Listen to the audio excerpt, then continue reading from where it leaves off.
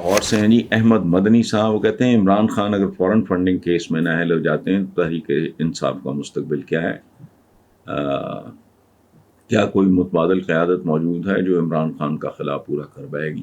دیکھیں، میں پچھلے سوال کے جواب میں نے عرض کیا، میں بار بار ایک ہی بات عرض کر رہا ہوں، تاریخ میں 3-4 مثالیں آپ کے سامنے ہیں۔ بھٹو نے کیا بگاڑ لیا تھا ولی خان کو اندر کر کے، اور غدار اور پتہ نہیں کیا کیا مقدمے چلا کے، وہ آج بھی ریالٹی ہے، موجود ہے۔ ولی خان صاحب جب تک رہے اب ان کی پارٹی موجود ہے۔ امام خمینی جلا وطن ہوئے، لیکن کیا ہوا الٹیمیٹلی؟ شاہ Iran, policeman of Asia کہتے تھے اس کو، چمچہ اعظم امریکہ کا، اس کو ملک چھوڑ کے بھاگنا پڑا۔ امام خمینی واپس آ گئے۔ نیلسن منڈیلا کو پتہ نہیں کتنے اشروں کے حساب سے جیل میں رکھ کے آپ نے کیا بگاڑ لیا؟ وہ دنیا کا one of the most respected politician, he is one of the heroes of our times. کیا اچھا عمران خان کو نااہل قرار دے کے بھائی بد سے بدتر ہوگی صورتحال، یہ نہیں ہو سکتا۔ سیاستدان کو صرف سیاسی طریقوں سے ہی آپ آؤٹ کر سکتے ہیں۔ ایون نواز شریف کو اگر کوئی ایسا کرنا چاہے تو نہیں ہو سکتا، بیٹی کی شکل میں آ جائے گا۔ چلیں، کل اگر عمران لے آیا تھا اپنے بیٹے کو، پھر مجھے بتائیں، یہ نہیں ہوتا۔ اور خاص طور پہ ملک جس طرح کی صورتحال کا سامنا کر رہا ہے، اس میں ایک اور اتنا بڑا آپ نے طوفان کا دروازہ اگر کھولنے کا فیصلہ کیا ہے تو پھر دیکھتے ہیں کیا ہوتا ہے۔ باقی وہ تو اگر راہبر کی صورت میں بھی بیٹھا رہے یا لوگوں کو پتا ہو کہ جو بندہ کھڑا ہے اس کا متبادل تو ظاہر ہے کیا ہونا ہے کسی نے پی ٹی آئی میں۔ اسی طرح نواز شریف کا بھی جنرل متبادل کوئی نہیں ہے۔ تو یہ جہاں ہیرو ورشپ ہوتا ہے، جہاں پولیٹیکل پارٹیز انڈیویجولز کے گرد گھومتی ہیں، موروثیت یوں ہی تو نہیں ہے۔ یہ موروثیت بہت بڑی لعنت ہے، میرا تو ایمان ہے، میں تو اس کو جمہوریت کہتا ہی نہیں۔ یہ تو بادشاہت کی راجواڑا ہے، کوئی جمہوری ملک تو نہیں ہے۔ لیکن بہرحال آپ کو گیون کنڈیشنز میں ہی رہنا ہوتا ہے نا جی، جو آپ کا ایک خاص طرح کا پولیٹیکل کلچر ہے اس میں ٹھیک ہے۔ شام ریاض ہیں، چائنا میں مقیم ہے، اوریجنلی راولپنڈی پاکستان ظاہر راولپنڈی سے ہیں۔ دوسرے ہمارے دوست ہیں آج کے محمد عمار راشد، کینیڈا میں ہیں، اوریجنلی یہ لاہور سے ہیں۔ وہ کہتے ہیں کہ نواز شریف اس بار بھی جنرل الیکشن میں جماعت کو لیڈ نہیں کرتے اور ملک واپس نہیں آتے، تو ایسے میں آپ مسلم لیگ نون کا مستقبل کیا دیکھ رہے ہیں؟ کیا نون لیگ بغیر کسی واضح قیادت کے پنجاب میں دوسری پیپلز پارٹی تو نہیں بن جائے گی؟ بالکل بن جائے گی، اور میرا خیال ہے کہ بن چکی ہے۔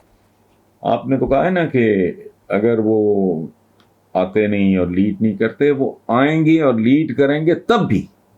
میں مسلسل یہ بات کر رہا ہوں کہ یہ بلف بھی کال ہو جانا چاہیے، یہ بلف ہے۔ اچھا، اور کچھ نون لیگیوں کو اس بات کا جنرلی گمان ہے، کچھ تو یہ بلف میں کہہ رہا ہوں نا کال ہو جائے، کچھ ایسے بھی ہیں جن کا خیال ہے کہ وہ نواز شریف آئے گا تو پتہ نہیں کیا۔ تو نہیں، میں یہ سمجھتا ہوں کہ it is a force which is fading out. Noon league کے بارے میں میرا ذاتی طور پہ یہ خیال ہے، یہ نہیں کہ یہ بالکل ایلیمنیٹ ہو جائے گی، ختم ہو جائے گی، لیکن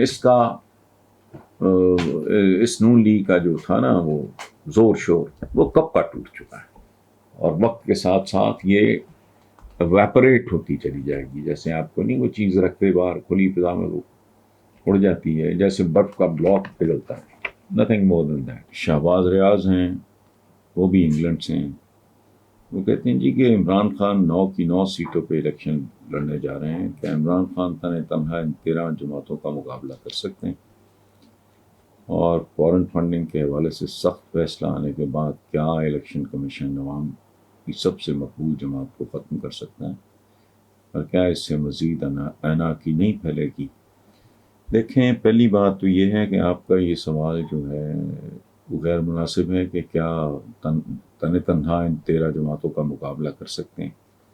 وہ نہ صرف آلریڈی عمران ان کا مقابلہ کر رہا ہے بلکہ ان کو بری طرح پھڑکا بھی رہا ہے, ان کو ناکوں چنے بھی چبوا رہا ہے. سو وہ تو کوئی ایسی بات ہے نہیں.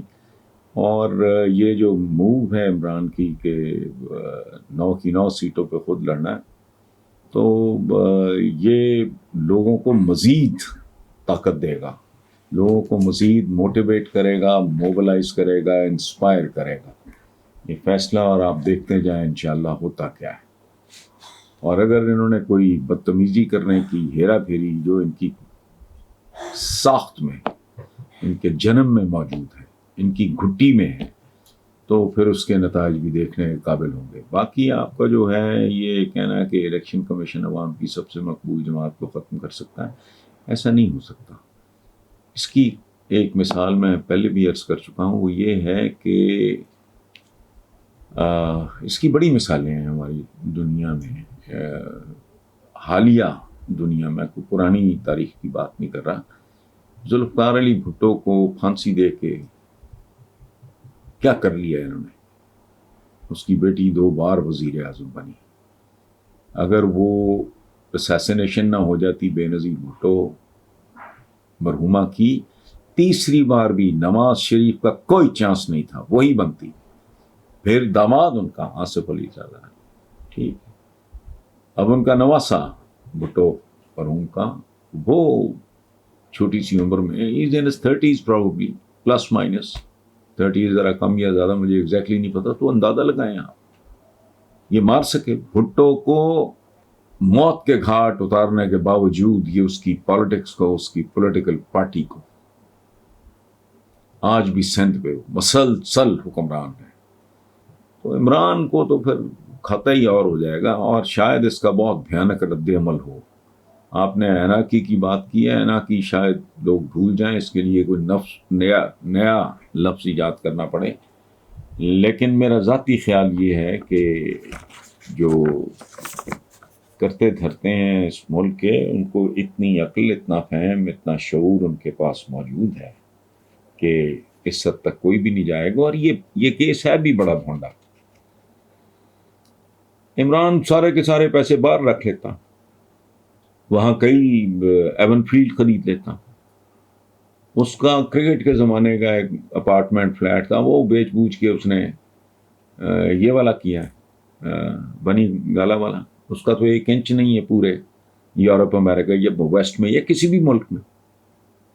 تو اس کو منی لانڈرنگ کہنا اور فارن فنڈنگ ایک خاص معنوں میں استعمال کرنا بنیادی طور پہ اپنی تو عقل میں نہیں گھستا. فضول ترین بات, آفیشلی تھرو بینک, او بھائی کوئی ٹیٹیاں میٹیاں نہیں, سیدھا سادہ. اس میں کوتاہی, غیر ذمہ داری, نااہلی تو ہو سکتی ہے کہ پراپرلی انہوں نے ہینڈل نہیں کیا, یہ نہیں کیا, وہ نہیں کیا, باقی فضول بات. اشر رحیم صاحب ہیں جی, بحریہ ٹاؤن لاہور سے. وہ کہتے ہیں جی آپ کی ویڈیو سے بہت سیکھا, بہت مہربانی جی, میں تو اس قابل نہیں ہوں, بہرحال تھینک یو ویری مچ. وہ کہتے ہیں میں ایک پرائمری اسکول کھولنا چاہتا ہوں, آپ سے گزارش ہے کہ میری رہنمائی فرمائیں کہ ایسے کون سے بنیادی اصول اپنانے کی ضرورت ہے جن پہ عمل کرتے ہوئے ہم مسلمان قوم کو دنیا کے مقابلے پہ کھڑا کر سکیں. اشر رحیم صاحب, آپ کے اندر درد دل ہے, ایک کنسرن ہے, آپ کے سوال سے سمجھ آتی ہے, لیکن یہ کسی چینل پہ 1 2 4 منٹ میں ایکسپلین کرنے والی بات نہیں. اور اس کی وجہ ہے یہ بہت بڑا مسئلہ ہے. ذرا نیٹ پہ جائیں اور دیکھیں کتنے درجن مسلمان ملک موجود ہیں, اور دنیا میں ایک بھی مسلمان ملک ایسا نہیں جس کی باقاعدہ کوئی حیثیت ہو. وجہ, آپ کنٹمپریری ہو ہی نہیں, آپ اس عہد کے ساتھ ہم آہنگ ہو ہی نہیں, جبکہ مومن کی ایک پہچان بڑی یہ ہے کہ وہ جس عہد میں ہوتا ہے اس کے تقاضوں کو سمجھتا ہے اور ایڈریس کرتا ہے. ہم تو بنیادی کل تک کی بات ہے, شرم بھی نہیں آتی, سیکھتے بھی نہیں. کل تک تصویر حرام, تصویر حرام. او بھائی, اب بغیر تصویر بنوائے پاسپورٹ نہیں بنتا, پاسپورٹ اگر نہیں ہوگا تو ویزا بھی نہیں ہوگا, ویزا بھی نہیں ہوگا تو حج عمرہ بھی نہیں کر سکیں. بنیادی کانٹرڈکشن ان کو نہیں سمجھ آتی. ایک ہی ٹائم پہ 3 4 مسجدوں سے اذان آگے پیچھے 10 سیکنڈز کے فرق سے ہوئی. ہمیں بنیادی اپنی معاملات سائنس اور مذہب کو ہم آپس میں مادیت اور روحانیت، مجھے رونا آتا ہے ان لوگوں پہ. وہ مادہ تمہاری تخلیق ہے، جس نے روح بنائی ہے مادہ بھی اسی نے بنایا ہے. وہ جا کے کدھر پہنچ گئے، کھربوں ڈالر لگا کے انہوں نے وہ جو جیمز ٹیلیسکوپ بنائی ہے. اوقات ہے پورا عالم اسلام ان کی دی ہوئی ایجادات کے گرد گھوم رہے ہیں. وہی گاڑیاں، وہی اسکوٹر، وہی اے سی، وہی کار، وہی موٹر سائیکل، وہی جہاز، وہی لائف سیونگ ڈرگز. میں روز یہ بکواس کرتا ہوں. سب کچھ ان کا دیا ہوا، حتیٰ کہ لباس تک. تو ایسے حالات میں اس طرح کے سوال کا جواب نہیں ہے. تو it needs a lot of discussions.